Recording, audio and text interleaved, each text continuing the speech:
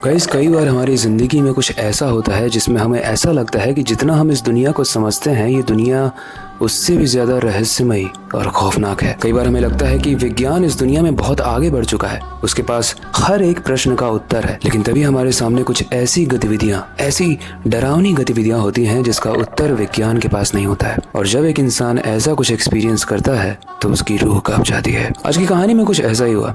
आप में से जो भी विज्ञान को बहुत ज्यादा मानते हैं वो इस कहानी को सुनने के बाद समझ ही नहीं पाएंगे कि ये इतनी डरावनी और रहस्यमयी चीज हो कैसे सकती है। लेकिन एक चीज है, इस कहानी के दौरान जो रिसर्च मैंने की उस रिसर्च के बेसिस पर एक सजेशन आपको देना चाहता हूँ, और वो ये है कि अपने बच्चों को कभी भी अकेले मत छोड़ना, क्योंकि बहुत डरावनी चीजें इस दुनिया में है जो होने का इंतजार कर रही हैं। वो कैसी चीजें हैं वही आज की स्टोरी में हम जानेंगे, जिसको जानने के बाद आप थर थर कांपोगे। लेकिन उससे पहले हेलो गाइस, मेरा नाम है अविनाश कुमार और आप देख रहे हो हॉरर स्टोरीज। आज की कहानी है समीर की। समीर एक न्यूज रिपोर्टर था और एक गांव के एक एरिया को वीडियो में कवर करने के लिए समीर को उस गांव में बुलाया गया था। उस गांव में हर साल दशहरा और नवरात्रि के वक्त में मां काली की महापूजा की जाती थी। उस पूजा के दौरान उस गांव में एक मेला लगता था, जिसकी वजह से एक अलग ही माहौल बन जाता था। समीर जब उस गाँव के उस मेले में पहुंचा तो वहाँ की रौनक को देख के वो एकदम दंग रह गया। लेकिन एक कंफ्यूजन था उसको। इतनी अच्छी रौनक वाली जगह है और ऐसी जगह में तो बच्चे बहुत ज्यादा होने चाहिए, लेकिन यहाँ पर एक बच्चा भी नहीं था। इस चीज को देखने के बाद उसके दिमाग में कुछ क्वेश्चंस आए, कुछ क्यूरियोसिटी जनरेट हुई और अपने प्रश्नों का उत्तर जानने के लिए उसने वहाँ के लोगों से पूछा कि भैया यहाँ पे कोई बच्चा क्यों नहीं है। तब वहाँ के रहने वाले लोग जो मेले में आए थे वो बताते हैं कि लगभग 1 महीने से यहाँ पर बहुत सारे बच्चे गायब हो रहे हैं। गाँव के लोग इस घटना से डरे हुए हैं, इसलिए कोई भी अपने बच्चे को बाहर नहीं भेजता। ये उत्तर समीर के लिए काफी स्ट्रेंज था और रहस्यमय भी था। उसे जानना था कि कौन है जो बच्चों को गायब कर रहा है। लेकिन फिलहाल के लिए वो मेले में थोड़ा घूमता है और उसके बाद अपने घर की तरफ निकल लेता है। वो बाइक से आया था तो वापस अपनी बाइक पर जाकर बैठता है घर जाने के लिए। लेकिन जैसे ही वो अपनी बाइक को ऑन करता है, उसकी गाड़ी की हेडलाइट की रोशनी से सामने एक छोटी सी बच्ची दिखती है। उस प्यारी सी बच्ची को देखते ही समीर अपनी बाइक से उतरकर उस बच्ची की तरफ जा ही रहा होता है, तभी एक भागता हुआ इंसान आता है और उस बच्ची को उठाकर वहां से निकल जाता है। ये देखकर समीर के होश उड़ जाते हैं और वो जल्दी से अपनी बाइक पर जाके बैठता है। बाइक ऑन करके वो उस इंसान का पीछा करने लगता है और पीछा करते करते वो एक बहुत भयंकर डरावने घने जंगल में पहुंच जाता है। जैसे ही वो जंगल में पहुंचता है वहां पर वो इंसान कहीं भी नहीं दिख रहा था उसे, लेकिन थोड़ी दूर से उसे एक छोटी सी रोशनी दिख रही थी। समीर उस रोशनी को देखते ही उसकी तरफ चलता गया और चलते चलते वो एक बहुत बड़े से गोदाम की तरफ पहुंच गया। इस बड़े से घने जंगल के बीचों बीच एक गोदाम का होना थोड़ा सा स्ट्रेंज और अजीब लगा समीर को। अब समीर को अजीब तो लग रहा था, लेकिन उसे बस वो एक छोटी सी लड़की दिख रही थी जिसे वो इंसान उठाकर भागा था और समीर उसके लिए यहाँ पर आया था। लेकिन कहानी में आने वाला है एक डरावना सा ट्विस्ट, इसलिए एंड तक जरूर देखना। समीर जैसे ही उस गोदाम के अंदर जाता है, गोदाम के अंदर जाने के बाद वो जो देखता है वो उसकी सोच से भी परे था। वो जैसे ही अंदर जाता है वो देखता है कि उस गोदाम के बीचों बीच एक बहुत बड़ी सी आग जल रही थी। उस आग के पास बहुत छोटे छोटे बच्चे पड़े हुए थे, एकदम बेजान। समीर ने जब ध्यान से देखा तो उन बच्चों का शरीर एकदम नीला पड़ चुका था, मानो किसी ने उनका खून चूस कर पी लिया हो। लेकिन इससे भी डरावनी चीज ये थी कि गोदाम की जो दीवारें थी उस पर लाल खून से कुछ न कुछ लिखा हुआ था। उस निशान को जब समीर ने देखा तो उसे इतना तो समझ में आ रहा था कि ये निशान कोई नॉर्मल निशान नहीं है,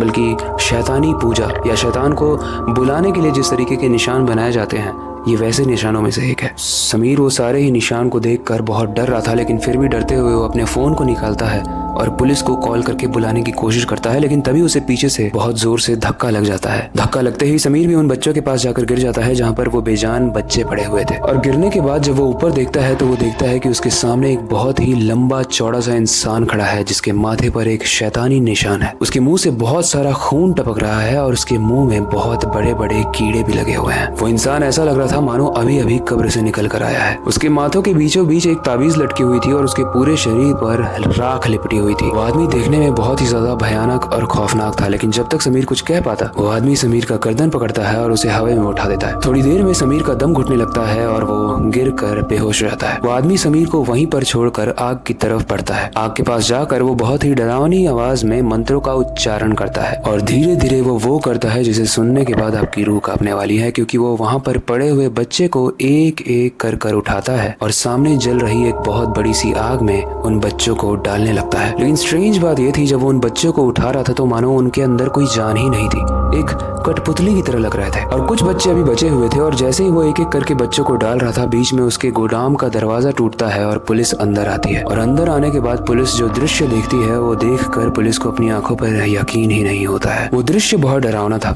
क्योंकि उस आदमी ने अपने मंत्रों के उच्चारण से उन बच्चों पर कुछ ऐसी जान डाली थी जिसमें वो खड़े होकर खुद ही आग के अंदर जाने लगे थे। उसके अलावा वो रिपोर्टर जो गांव की कहानी को कवर करने आया था, समीर, नीचे ग्राउंड पर मृत पड़ा हुआ है और वो भयानक आदमी आंखों को बंद करके मंत्रों का उच्चारण कर रहा था। लेकिन जैसे ही पुलिस आगे बढ़ती है, उस पूरे गोदाम में एक बहुत बड़ा सा भूकंप आने लगता है। थोड़ी देर में ऐसा प्रतीत होता है कि पूरा गोदाम नीचे गिर जाएगा, इसलिए पुलिस बाहर निकलती है और तब तक वो भयानक आदमी वहां से फरार हो जाता है और दोबारा कभी नहीं दिखता। गोदाम के गिरने से पहले पुलिस किसी तरीके से उस आग को बुझाती है और वहां पर जितने भी बच्चे पड़े हुए थे उनको उठाकर हॉस्पिटल ले जाती है। और अगर आप ये सोच रहे होगे कि पुलिस कैसे आई, तो मैं आपको बता दूं कि समीर ने जब फोन उठाया था तो उसने 100 नंबर डायल कर दिया था और उसके बाद उस आदमी ने समीर का गला दबाया, इसीलिए पुलिस आ गई। लेकिन इस भयानक कहानी का एक क्वेश्चन है जो मुझे तंग कर रहा है।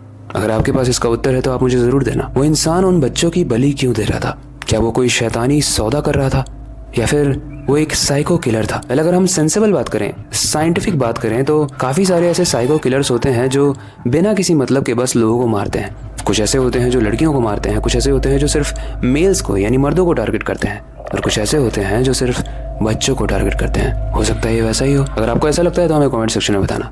बाकी अगर आपको ये लगता है कि वो अपने किसी बेनिफिट के लिए शैतान से सौदा कर रहा था और उसी वजह से वो मंत्रों का उच्चारण करके उन बच्चों को एक एक करके आग में डाल रहा था, तो हमें वो भी बताना, आपको जो भी लगता है। अगर आई होप आज की कहानी आपको पसंद आई होगी और डर भी लगा होगा। लेकिन आगे आने वाली कहानी और ज़्यादा समय के साथ डरावने होने वाली है, इसलिए आगे आने वाली वीडियोस को स्किप मत करना। बाकी इस कहानी से रिलेटेड कोई फीडबैक है तो आप हमें कमेंट सेक्शन में दे सकते हो। फिलहाल के लिए वक्त आ चुका है इस कहानी का अंत करने का और नई सुपर इंटरेस्टिंग एंड डरावनी कहानी पर काम शुरू करने का। लेकिन जाने से पहले मैं हमेशा की तरह एक ही चीज़ कहना चाहूँगा, अपनी क्यूरियोसिटी को डाय मत होने देना, नई चीज़ें सीखते रहना। अपने बेड के नीचे और खिड़की के बाहर ज़रूर देख लेना कहीं वो आदमी तो नहीं खड़ा है जो आपको अभी हवा में उठाकर फेंकने वाला है। मिलते हैं अगली वीडियो में।